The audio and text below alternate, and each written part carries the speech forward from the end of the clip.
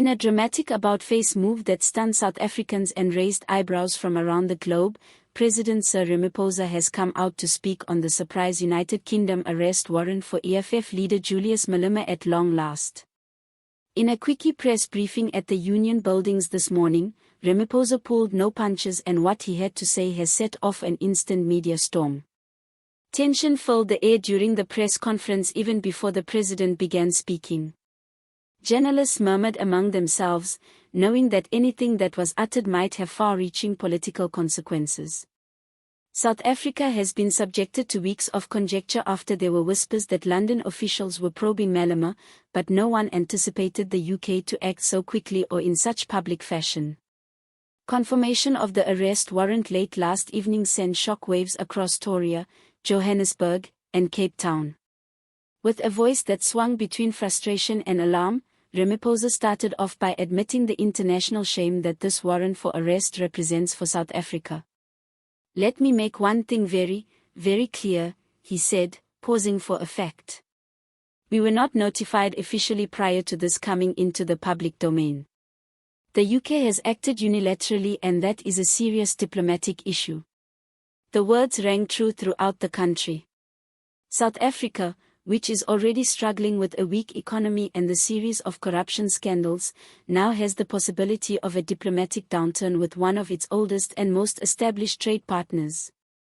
The president continued to stress that the allegations MMA is facing overseas are not only legal in the description, but highly political. Although UK authorities have not made full announcements yet, sources say the warrant is the result of claims of money laundering in connection with foreign fundraising.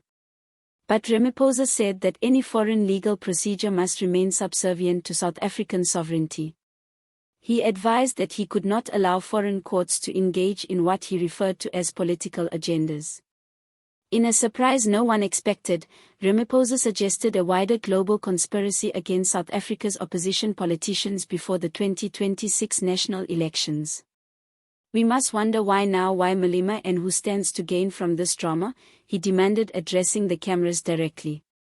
"I might disagree with Mr. Malema on a lot of issues, but what is going on poses a threat to our whole democratic system." The message was plain. Interference by outsiders had the potential to tip South Africa's political equilibrium at a delicate point in time. With this seeming cross-defense of his most vocal opponent, reporters in the room were left ago. Julius Malema and his economic freedom fighters have taken years to berate Ramaphosa and the governing ANC, painting them as corrupt and traitors to the working class. But here was the president himself in effect coming out into Malema's corner, at least on principle. Social media immediately went into overdrive with the hashtag Ramaphosa defends Malema trending in minutes.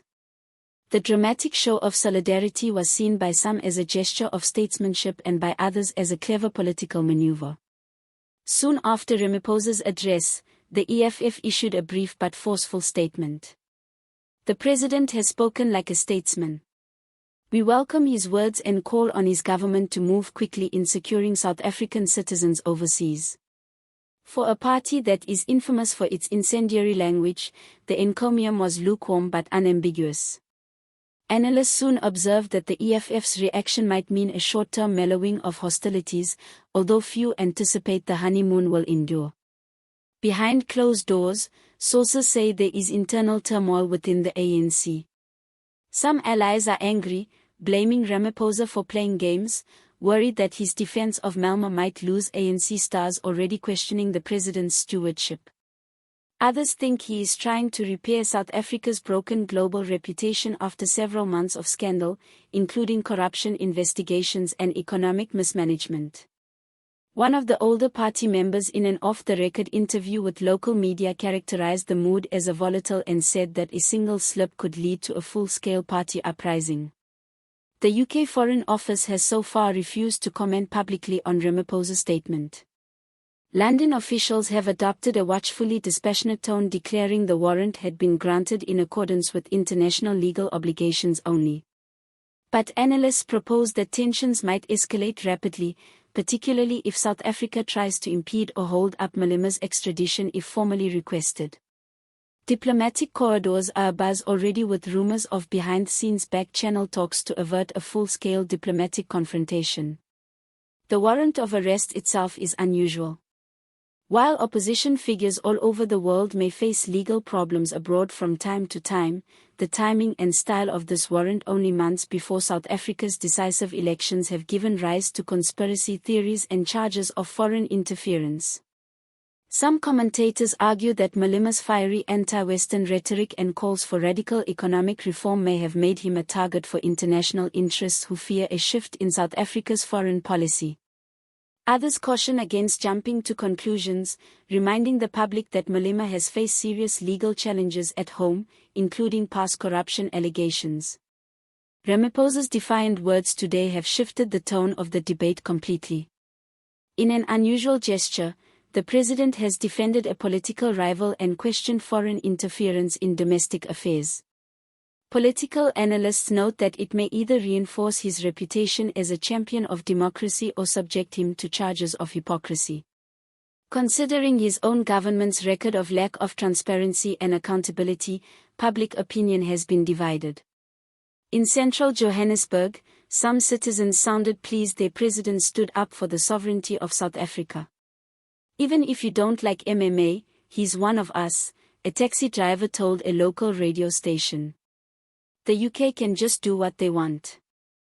Others were skeptical, proposing Ramaphosa's word cynical ploy to divert attention from local crises such as load shedding, joblessness, and factional splits within the ruling ANC. Foreign observers are also chipping in. Some foreign policy analysts caution that this trend may put a strain on South Africa's relations with Western allies and even affect trade agreements. The African Union has reportedly set an emergency consultation to deliberate on the broader implications of a top African leader possibly being extradited by a former colonial power. Other opposition parties outside of the EFF have also joined in.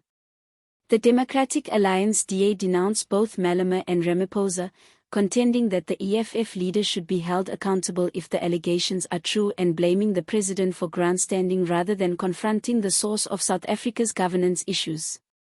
Smaller parties on the other hand are jumping at the opportunity to present themselves as champions of national pride while calling for calm and due process. Whether this is the dawning of a new age of political sophistication or a final try to hold together a fractured country under attack remains to be determined. What is certain is that Ramaphosa's move to stand up publicly for Mama is a major gamble.